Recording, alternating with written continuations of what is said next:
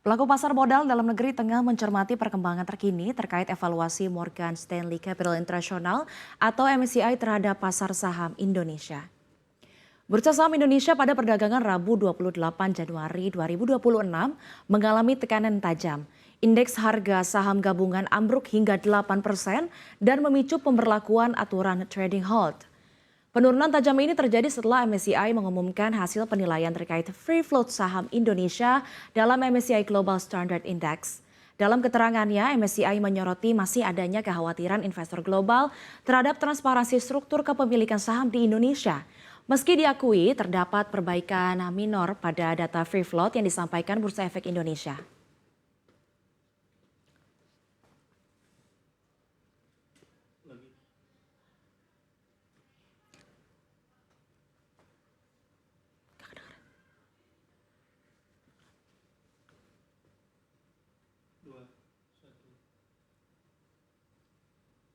Ya pemirsa, pasar saham Indonesia lagi-lagi dikasih reality check ya oleh pasar global.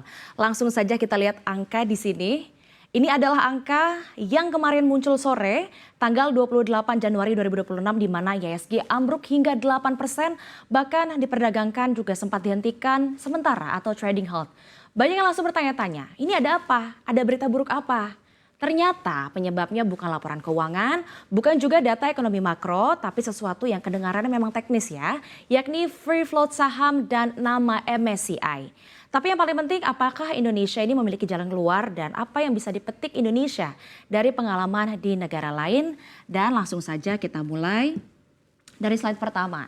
Oke, kita akan mulai dulu dari kejadiannya dulu, di mana IHSG pada Rabu 28 Januari 2026 tertekan sangat dalam, bahkan turun sampai 8% dalam satu sesi sampai akhirnya Bursa Efek Indonesia harus aktifkan trading halt. Dari situ pasar merespons pengumuman terbaru dari Morgan Stanley Capital International atau MSCI.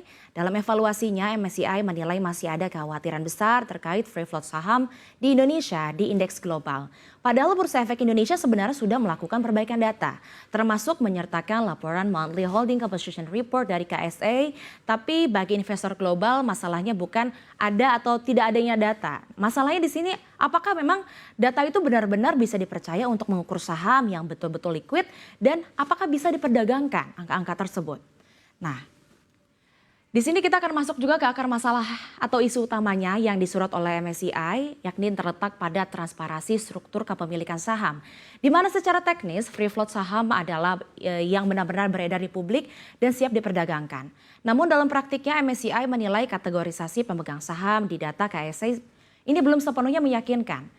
Khususnya untuk membedakan mana pemegang yang aktif di pasar dan mana yang secara praktis terkunci. Dan kita lihat bersama-sama grafis ini hanya mengilustrasikan saja perbedaan antara free float yang tercatat secara administratif dan free float yang benar-benar liquid di pasar. Nah kalau kita lihat di sini untuk yang berwarna hijau, nah ini free float yang benar-benar bisa diperdagangkan, aktif juga dan bisa dimasukin investor. Sementara untuk yang data abu-abu ini, yang warnanya abu-abu ini memang ada sisa 40%-nya. Ini sebenarnya kelihatan di publik namun jarang bergerak atau terkunci nih. Nah ini juga akhirnya jadi sangat penting karena jika MSCI merasa free float Indonesia tidak transparan, risikonya ini bukan main-main ya. Bobot saham Indonesia ini nantinya bisa dibekukan atau bahkan dikurangi di indeks global. Dan kalau itu terjadi, dana asing yang berbasis indeks seperti ETF dan reksadana global bisa terpaksa keluar dari pasar Indonesia.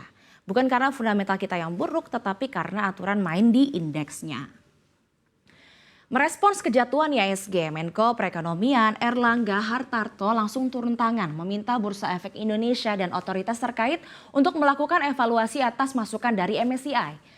Erlangga menegaskan transparansi free float adalah syarat wajib di pasar modal global. Dan praktik ini memang sudah lazim di banyak negara. Ia juga mengingatkan investor untuk tidak panik karena fluktuasi adalah bagian dari pasar saham.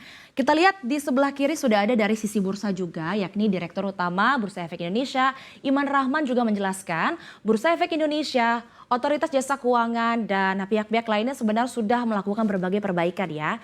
Namun proses penyempurnaan data free float ini memang butuh waktu dan tidak semua permintaan MSCI bisa langsung diadopsi karena harus sesuai dengan ketentuan hukum yang ada di Indonesia. Kita lihat di slide selanjutnya. Nah, pemirsa sebenarnya di Indonesia ini tidak sendiri untuk menghadapi masalah ini. Kalau kita mundur sedikit gitu ya ke belakang, sebenarnya India juga pernah ada di posisi yang hampir sama persis, di mana sebelum tahun 2020 banyak investor asing yang sebenarnya tertarik untuk masuk ke pasar saham India.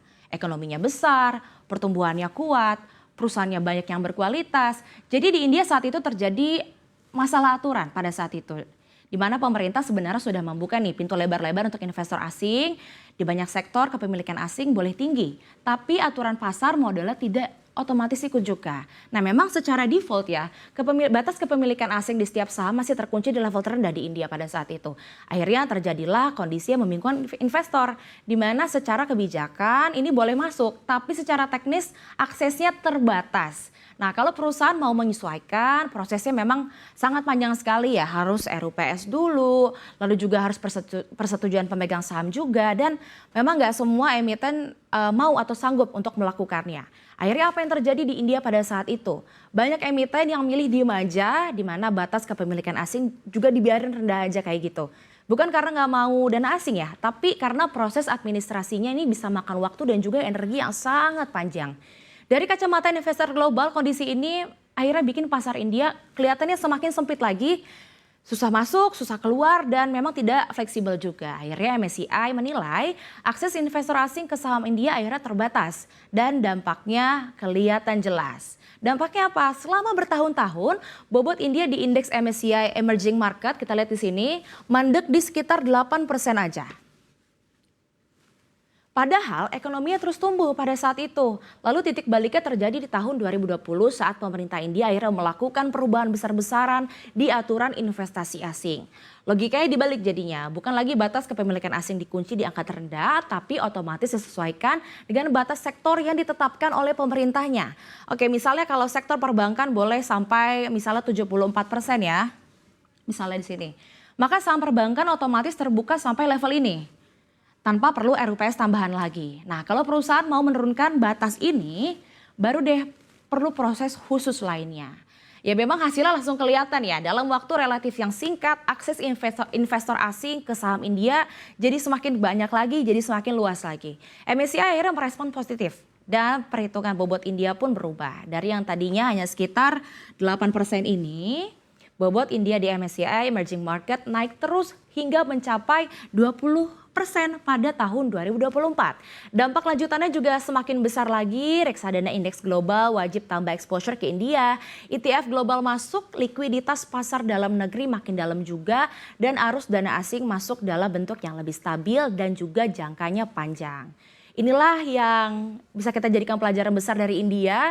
Memang bukan soal satu kebijakan saja, tapi soal menyamakan data, menyederhanakan akses, dan juga memberikan kepastian ke investor global. Dan konteks inilah yang jadi penting untuk Indonesia saat ini. Di saat isu free float dan transparansi jadi sorotan, pasar global sedang menunggu ya, apakah akan ada pembenahan struktural yang serius untuk saat ini di Indonesia.